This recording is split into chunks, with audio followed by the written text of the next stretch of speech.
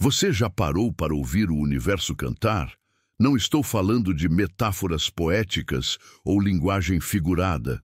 Estou falando de uma verdade que os antigos israelitas conheciam e que a ciência moderna está apenas começando a redescobrir. Toda a criação emite sons, frequências, vibrações que formam um coral cósmico de louvor ao Criador. E no coração das Escrituras, há um texto que captura essa sinfonia universal de uma maneira tão profunda que arqueólogos, astrônomos e teólogos ficam impressionados quando descobrem suas camadas de significado. Prepare seu coração, porque o que você vai ouvir hoje vai transformar para sempre a maneira como você entende louvor, adoração e seu papel neste universo que canta. Vamos ler juntos o Salmo 148 na íntegra. E depois vou te mostrar descobertas fascinantes que conectam este texto milenar com o que cientistas estão descobrindo hoje. Louvai ao Senhor. Louvai ao Senhor desde os céus. Louvai-o nas alturas. Louvai-o todos os seus anjos, louvai-o todos os seus exércitos, louvai-o sol e lua, louvai-o todas as estrelas lúzias, louvai os céus dos céus e as águas que estão sobre os céus. Louvem o nome do Senhor, pois mandou, e logo foram criados, e os confirmou eternamente para sempre, e lhes deu uma lei que não ultrapassarão. Louvai ao Senhor desde a terra. Vós, monstros marinhos e todos os abismos, fogo e saraiva, neve e vapores, e vento tempestuoso que executa a sua palavra, montes e todos os outeiros, árvores frutíferas e todos os cedros, feras e todos os animais, répteis e aves voadoras, reis da terra, e todos os povos, príncipes, e todos os juízes da terra, moços e moças, velhos e crianças. Louvem o nome do Senhor, pois só o seu nome é exaltado. A sua glória está sobre a terra e o céu. Ele também exalta o poder do seu povo, o louvor de todos os seus santos, dos filhos de Israel, um povo que lhe é chegado. Louvai ao Senhor. Para entendermos a profundidade deste salmo, precisamos primeiro nos transportar para Jerusalém, aproximadamente no 5º século a.C., quando estudiosos acreditam que este texto foi compilado em sua forma final durante ou logo após o exílio babilônico. Imagine um povo que acabou de retornar à sua terra devastada, templo destruído, identidade questionada. A pergunta que assombrava cada coração era: Deus ainda reina? Seu poder ainda se estende sobre toda a criação? E então surge este salmo, provavelmente usado nas liturgias de reconstrução do templo, declarando com autoridade que não apenas Deus reina, mas que toda a criação jamais parou de reconhecer sua soberania. A palavra que abre este salmo é Halelu, do hebraico halv, que vem da raiz halal, significando literalmente brilhar, fazer resplandecer, celebrar com brilho. Não é apenas falar sobre Deus, mas irradiar sua glória. E esta palavra aparece 13 vezes neste salmo, número que na numerologia hebraica representa plenitude e conclusão. Quando o salmista diz Haleluia, está convocando toda a existência a brilhar com a glória do Eterno. Arqueólogos que estudam a música do Templo de Jerusalém descobriram que os levitas usavam instrumentos específicos para cada tipo de louvor. Especialistas em musicologia antiga explicam que os símbolos de bronze encontrados em escavações próximas ao monte do templo produziam frequências que eram consideradas sagradas, ressoando em harmonia com o que eles acreditavam ser a música das esferas celestes. Mas aqui vem algo que vai te impressionar.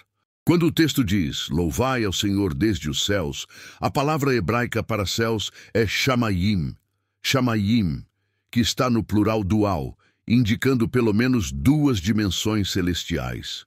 Os antigos hebreus entendiam que havia camadas na criação, e cada camada tinha seu papel no coral de adoração. O texto então menciona céus dos céus, em hebraico Shemei Hashamayim, uma expressão que aparece apenas em contextos de máxima elevação espiritual. Para aquela cultura, isso não era poesia vazia. Eles realmente acreditavam que existiam dimensões além do visível, onde o louvor acontecia continuamente. E aqui está o que deixa cientistas modernos intrigados. Quando o salmista convoca sol e lua, todas as estrelas luzias a louvar, ele está descrevendo algo que astrônomos só conseguiram detectar com equipamentos sofisticados séculos depois. Estudos em astrofísica revelaram que estrelas emitem ondas sonoras, frequências específicas baseadas em seu tamanho, composição e temperatura. Em 2003, pesquisadores da NASA registraram o que chamaram de o som de um buraco negro, ondas acústicas viajando pelo gás intergaláctico. 57 oitavas abaixo do Dó central, o universo literalmente canta. O que os antigos declararam por revelação, a ciência confirma por observação. A criação emite sons. Mas vamos mais fundo. Quando o texto diz que Deus lhes deu uma lei que não ultrapassarão, a palavra hebraica para lei aqui é hok, que significa mais do que mandamento moral. É uma ordenança da natureza, uma programação intrínseca. Físicos hoje chamam isso de leis naturais, constantes universais. A velocidade da luz, a força gravitacional, a carga do elétron, tudo isso são hoks, que a criação obedece sem questionar.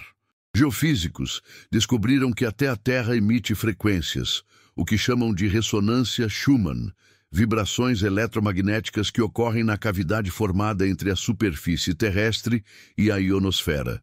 Frequências que variam, mas que mantêm padrões consistentes, quase como se o planeta tivesse um batimento cardíaco.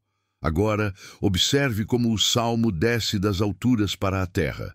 Monstros marinhos e todos os abismos.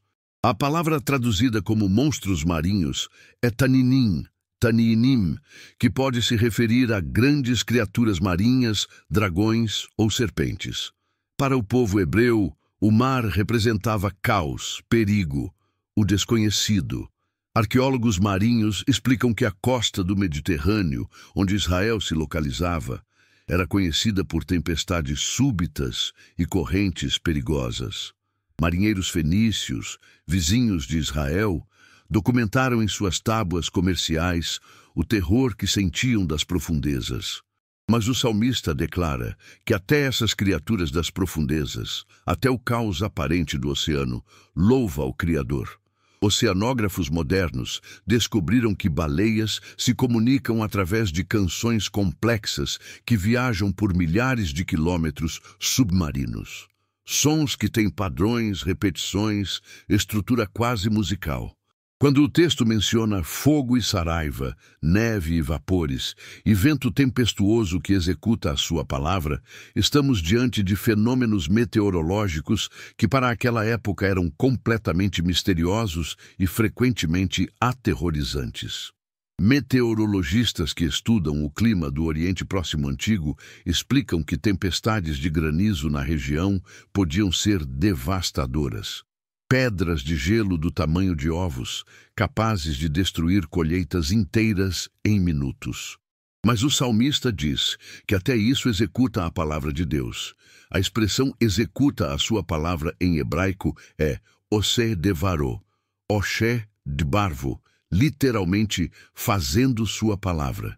Não são forças cegas da natureza, mas agentes obedientes cumprindo propósitos divinos. E então chegamos à biosfera. Montes e todos os outeiros, árvores frutíferas e todos os cedros. Os cedros do Líbano, mencionados mais de 70 vezes na Bíblia, eram árvores que podiam atingir 40 metros de altura e viver por mais de 1000 anos.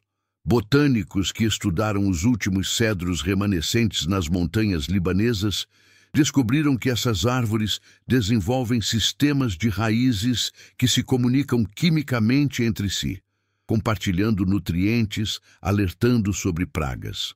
Ecologistas chamam isso de Wood Wide Web, uma rede de comunicação subterrânea que conecta florestas inteiras. As árvores literalmente conversam entre si, E o salmista, há mais de 2.500 anos, já convocava essas árvores ao louvor. Feras e todos os animais, répteis e aves voadoras. Aqui temos toda a fauna representada. Zoólogos que estudam comportamento animal documentaram que pássaros não apenas emitem sons aleatórios, mas desenvolvem dialetos regionais, ensinam canções a seus filhotes, criam variações e improvisações. Biólogos marinhos gravaram golfinhos se chamando por nomes específicos, assobios únicos que funcionam como identidade individual. O reino animal está cheio de sons, sinais, comunicações que nós estamos apenas começando a compreender. E todos eles, declara o salmista, louvam ao Criador. Mas então o salmo faz uma transição crucial. Reis da terra e todos os povos, príncipes e todos os juízes da terra. Agora não estamos mais falando de criação inconsciente cumprindo programação natural. Estamos falando de seres humanos com livre arbítrio, capazes de escolher rebelião ou adoração. Antropólogos culturais que estudam sociedades do Antigo Oriente Próximo explicam que a estrutura social mencionada aqui, reis, príncipes, juízes, povos, representa toda a hierarquia humana conhecida naquela época. Desde o monarca mais poderoso até o cidadão comum, todos são convocados ao mesmo louvor que sol e lua já ofereciam naturalmente. E aqui está a revelação que muda tudo. Moços e moças, velhos e crianças. A palavra para moços aqui é Bahurim, Ba'avriim, que significa jovens em sua força física e sexual no auge da vida. Moças é Betulot, Betevelvot, jovens virgens, puras, cheias de potencial. Velhos é Zekenim, Skenim, aqueles com cabelos brancos, carregando sabedoria e experiência. E crianças é Naar, os pequenos, dependentes, ainda em formação. Toda geração, toda fase da vida humana é chamada ao louvor. Sociólogos que estudam estruturas familiares antigas explicam que, naquela cultura, ter 4 gerações louvando juntas era a expressão máxima de continuidade e herança espiritual. Mas por que todo esse coral cósmico? O versículo 13 responde: pois só o seu nome é exaltado, a sua glória está sobre a terra e o céu. A palavra exaltado aqui é Nisgav, Nishagagab, que significa elevado acima de tudo, inacessível em altura, seguro em fortaleza. Não há competição, não há rival. Enquanto religiões vizinhas de Israel acreditavam em panteões complexos, com deuses brigando entre si, mitologias onde divindades menores controlavam elementos específicos da natureza, Israel declarava que existe apenas um, cujo nome, sua essência, seu caráter, sua natureza, está acima de tudo que existe. E então vem a conclusão pessoal e íntima. Ele também exalta o poder do seu povo, o louvor de todos os seus santos, dos filhos de Israel, um povo que lhe é chegado. A expressão povo que lhe é chegado em hebraico é Amkerovo, Amkrobvo, literalmente povo de sua proximidade.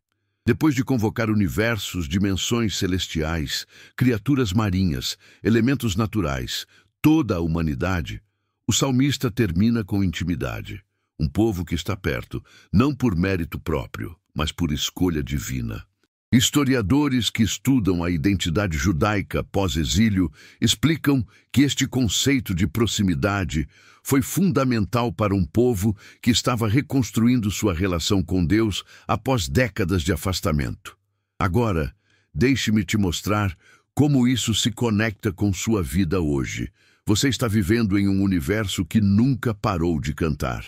Estrelas que nasceram há bilhões de anos ainda emitem suas frequências.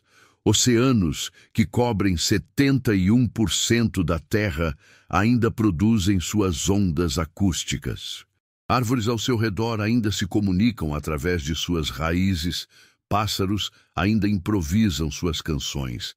E você, criado à imagem e semelhança do maestro deste coral cósmico, tem a capacidade única de oferecer louvor consciente, intencional, apaixonado.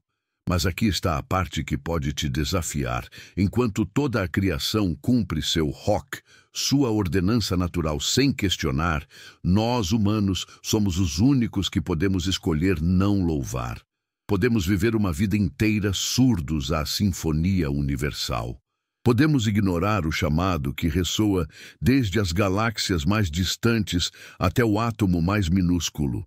E quando fazemos isso, quando escolhemos silêncio ao invés de adoração, gratidão ao invés de reclamação, amargura ao invés de louvor, nós nos tornamos a única nota dissonante em uma orquestra perfeita.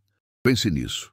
Se o Sol, que está a 150 milhões de quilômetros daqui, não questiona seu papel de brilhar, se a Lua não se rebela contra sua órbita, se estrelas que estão morrendo a trilhões de quilômetros de distância ainda emitem seus últimos acordes de louvor, quem somos nós para viver em silêncio espiritual? Especialistas em adoração através da história da Igreja explicam que os primeiros cristãos entendiam o culto como participação no louvor celestial que nunca cessa. Quando você louva, você não está iniciando algo novo, você está se juntando a algo eterno. E aqui vem a aplicação prática que vai transformar seu dia a dia. Este salmo te ensina que louvor não é sobre sentimentos, não depende de circunstâncias, não é produto de conveniência. É uma escolha de alinhamento. Quando você acorda e escolhe gratidão antes de reclamação, você está se alinhando com o sol que nasce fielmente todos os dias. Quando você enfrenta uma tempestade na vida e ainda reconhece a soberania de Deus, você está se alinhando com o vento tempestuoso que executa a sua palavra. Quando você envelhece e, em vez de amargura, escolhe sabedoria adoradora, você se torna parte dos Zequenim, os velhos que ainda têm canção. Mas tem mais. O Salmo 148 é parte dos 5 últimos salmos, todos começando e terminando com Aleluia, formando o que estudiosos chamam de grande Halel final. São 5 salmos de puro louvor, sem petições, sem reclamações, sem perguntas, apenas adoração. E o número 5 na numerologia hebraica representa graça. Quando você entra nesta dimensão de louvor descrita no Salmo 148, você está entrando na graça, no favor imerecido, na proximidade com aquele cujo nome é exaltado. Pais, ensinem seus filhos a ouvir o universo cantar. Mostrem-lhes que cada nascer do sol é uma declaração de fidelidade. Cada chuva é provisão em forma líquida. Cada árvore é um monumento à paciência do Criador. Jovens, vocês que estão no auge de suas forças, como Baurim e Betulot, não desperdicem esta fase da vida em queixas. Seus anos de vigor foram projetados para a adoração apaixonada. Idosos, vocês que carregam décadas de história com Deus, sua adoração tem peso de testemunho. Quando vocês louvam apesar das perdas, apesar das dores, vocês ensinam gerações que Deus é fiel. E para você que está ouvindo isso agora, talvez passando pela tempestade mais difícil da sua vida, deixe-me dizer algo que pode mudar tudo. O universo não parou de cantar só porque você está em crise. O sol não deixou de nascer porque seu coração está quebrado. As estrelas não apagaram porque seus sonhos desmoronaram. A criação continua seu coral, aguardando que você retome sua parte na sinfonia. E quando você o fizer, quando você abrir sua boca mesmo através das lágrimas e disser Aleluia, algo no reino espiritual se realinha. Você sai da posição de vítima e assume sua identidade de Amquerovo, povo da proximidade de Deus. Encerro com esta mensagem profunda que Jesus Cristo, o Verbo que se fez carne, aquele através de quem todas as coisas foram criadas e para quem todas as coisas existem, quer que ressoe em seu espírito hoje. Você não foi criado para viver em silêncio espiritual. Há uma frequência de adoração programada em seu DNA espiritual. Quando você louva, você não está simplesmente cantando canções. Você está cumprindo o design original, ativando o propósito eterno, sincronizando com a orquestra cósmica que nunca parou de tocar desde que Deus disse haja luz. Que sua vida inteira se torne um eco do Salmo 148.